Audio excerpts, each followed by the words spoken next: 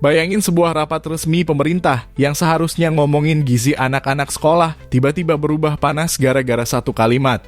Satu kalimat yang bikin para ahli, orang tua, sampai warganet seluruh Indonesia ngerasa serius ini diucapkan seorang anggota DPR. Inilah polemik yang bikin publik naik pitam ketika seorang legislator dengan lantang menyebut bahwa program makanan bergizi gratis tidak membutuhkan ahli gizi. Saya ketok, kita tidak perlu ahli gizi, tidak perlu persagi. Yang diperlukan adalah satu tenaga yang mengawasi gizi. Tidak perlu ahli gizi. Selesai kalian. Semua berawal dari rapat konsolidasi SPPG di Kabupaten Bandung. Forum ini harusnya memperkuat pelaksanaan program makanan bergizi gratis atau MBG.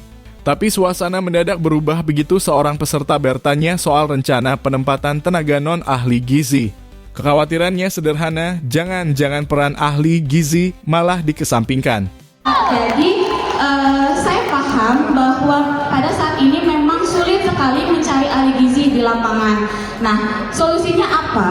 Yang pertama, jika memang pada akhirnya tetap ingin merekrut dari non-gizi, tolong tidak menggunakan embel-embel profesi ahli gizi lagi. Tetapi cukup sebagai posisi pengawas dan pengawas produksi dan kualitas atau QA dan QC seperti itu. Kemudian solusi yang lain adalah BDN boleh berkolaborasi dengan organisasi profesi. Jadi Pak Sony, Bu Nani, kita ini punya rumah Pak, Bu. Kita punya rumah yang sangat besar bernama Persagi, yaitu Persatuan Ahli Gizi Indonesia. Luas, rumah yang sangat besar menaungi seluruh ahli gizi di Indonesia. Jadi saya tidak tahu juga apakah kemarin saat rapat dengan Kemenkes apakah melibatkan juga Persagi atau tidak. Nah, jadi nanti ke depannya mungkin BGN bisa berkolaborasi dengan organisasi profesi Persagi. Nah, kemudian tadi mengingat kalau misalkan memang ahli gizi BGN merekrut non gizi, apakah MBG ini tetap menjadi bergizi gitu, karena kita mengingat bahwa kegiatan ini bukan hanya memberi makanan, tapi di dalamnya juga ada edukasi dan juga ada surveillance gizi. Jadi itu yang pertimbangan Bapak dan Ibu. Kemudian selain organisasi profesi hak Persagi, saya juga ingin memberi saran terkait nanti misalkan Bapak Ibu menambah profesi ahli sanitasi, tolong merangkul dan kolaborasi dengan profesi HAKLI, yaitu Himpunan Ahli Kesehatan Lingkungan Indonesia. Jadi tolong jangan diacak-acak profesi kesehatan ini gitu. Pertanyaan dan pernyataan solusi itu belum selesai diproses. Anggota DPR RI Cucun, Ahmad Syamsurijal, membalas dengan nada tinggi. Ia menilai si penanya arogan, merasa paling penting, dan kemudian muncul kalimat yang kini viral ke seluruh negeri, mereka tidak membutuhkan ahli gizi. Yang dibutuhkan adalah tenaga pengawas gizi. Oke. Solusinya masih ada lagi Pak, boleh nggak? Boleh kasih solusi satu lagi? Terkait itu kan terkait profesi kamu. Biar nggak panjang, kamu terlalu panjang. Yang lain kasihan. Ya, oke, siap. Cukup ya? Boleh satu lagi? Nah, udah cukup. Nanti. Solusinya? Kamu dengan pekerja kan duduk dulu udah. Taruh gini, Bapak Ibu sekalian. Saya nggak suka anak muda arogan kayak gini. Mentang-mentang kalian sekarang dibutuhkan negara, kalian bicara undang-undang. Pembuat kebijakan itu saya. Saya sekarang akan nanti ajak rapat BGN. Akan merubah diksi daripada ahli gizi ini adalah satu tenaga pengawas atau pemantau, gimana kalimatnya? Satu tenaga yang menangani gizi, tidak perlu ahli gizi. Cocok kan? Nanti saya akan selesaikan di DPR. Kalian gak boleh arogan gitu bicara undang-undang. Semua diksi polisi yang ada di Republik ini, nih misalkan Pak Camat ini, untuk jadi camat harus dari STPDN, enggak kan, benar kan Pak ya? Tapi memiliki ilmu pemerintahan. Kalau kalian ego kayak gini, ya Ini lagi dalam rangka membangun bangsa, Bapak Ibu sekalian. Nanti Bapak Ibu sekalian diboikot oleh mereka dengan kesombongan seperti ini. Sorry, Republik bukan milik ahli gizi. Betul nggak? Kalian jangan tepuk tangan seperti itu. Ketika saudara di DPR, saya ketok, kita tidak perlu ahli gizi, tidak perlu persagi. Yang diperlukan adalah satu tenaga yang mengawasi gizi. Tidak perlu ahli gizi. Selesai kalian. Cocok? Jangan bicara arogansi dengan saya. Parah itu. Semua urusan di Republik ini, saya tinggal pegang palu, selesai. Oke. Ya.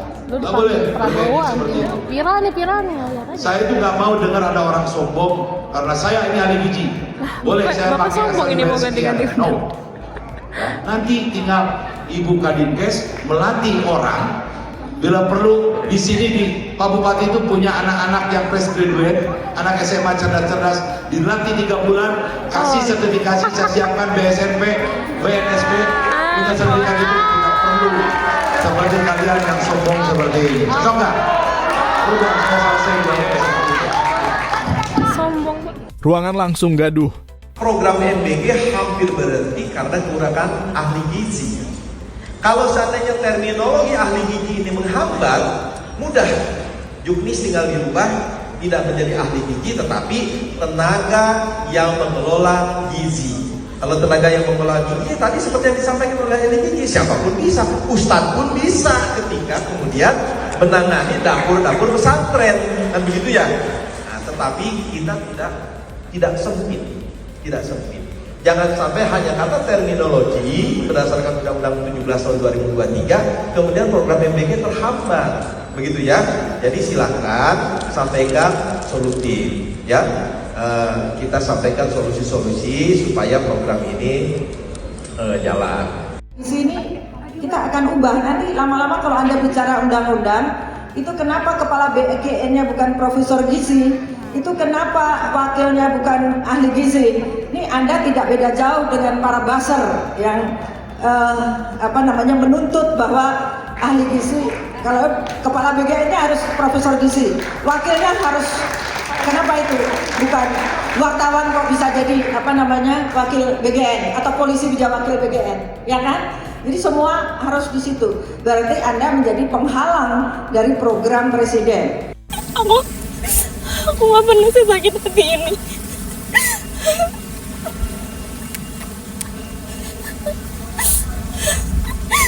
Badan Gizi Nasional sendiri yang nyoreng etika profesi. Video potongan pernyataannya menyebar cepat dan publik pun bereaksi. Di media sosial, komentar meledak tanpa henti. Ada yang menulis kasihan anak-anak sekolah, makanannya aja masih banyak masalah. Yang lain menambahkan kalau ahli gizi tidak dibutuhkan, buat apa orang belajar bertahun-tahun. Kemarahan itu bukan tanpa alasan. Program MBG sebelumnya sudah berulang kali disorot menu tidak layak, kualitas meragukan, sampai kasus keracunan massal seperti yang menimpa lebih dari 1.000 siswa di Bandung Barat. Belum lagi kasus ikan hiu goreng di Ketapang yang membuat anak-anak sakit. Dengan kondisi begini, publik merasa pernyataan tersebut justru seperti meremehkan risiko yang nyata. Di sisi lain, para profesional gizi justru menekankan pentingnya kompetensi. Salah satu yang paling sering disorot adalah Dr. Tan Sotyen. Dalam rapat bersama Komisi IX, ia mempertanyakan kenapa menu MBG cenderung ala barat, burger, spaghetti, nugget, alih-alih pangan lokal yang lebih sehat dan masuk akal. Ia bahkan menyebut daging burger yang rasanya seperti karton hingga praktik penyajian yang dinilai tidak tepat. Yang ketiga, alokasikan menu lokal sebagai 80% isi MBG di seluruh wilayah. Tapi yang terjadi dari Lokna sampai dengan Papua yang dibagi adalah burger, di mana tepung terigu tidak pernah tumbuh di bumi Indonesia. Nggak ada anak muda yang tahu bahwa gandum tidak tumbuh di bumi Indonesia. Dibagi spaghetti, dibagi bakmi gacoan. Oh my god. Ya, dan maaf ya, itu isi burgernya itu kastanisasi juga.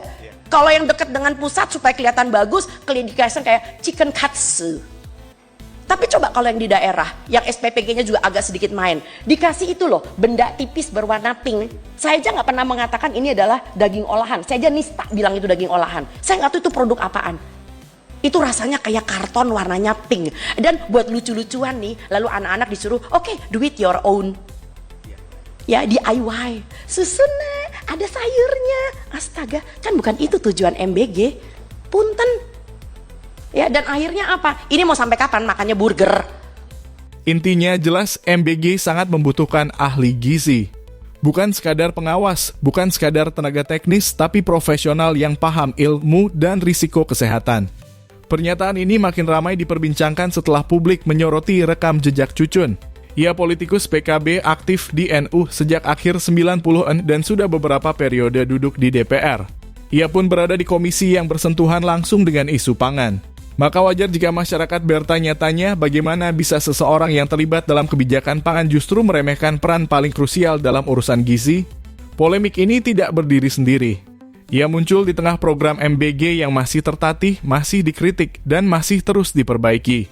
Tapi satu hal tidak boleh dilupakan yang dipertaruhkan adalah kesehatan jutaan anak. Di balik amarah publik, ada pesan yang lebih dalam, program sebesar MBG tidak boleh dibangun dengan emosi atau ego.